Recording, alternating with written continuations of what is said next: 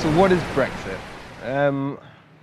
Brexit is two things. There's the actual legal sense and what is Brexit, and then there's what is Brexit in terms of the cultural struggle we're currently seeing.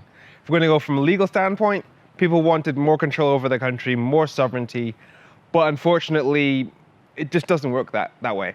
If you look at how trade works, all countries do most of their trade with the countries that are physically close by. Every country. Trade halves as distance doubles. That's a fundamental rule of economics.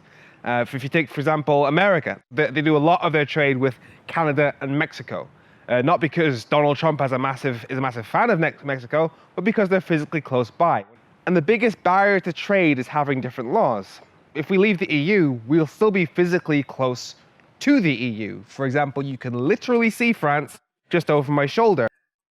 And that means that given that one of the biggest barriers to trade is having different laws, the UK Parliament, even if we left the EU without a deal, is going to end up copying the rules of the EU anyway.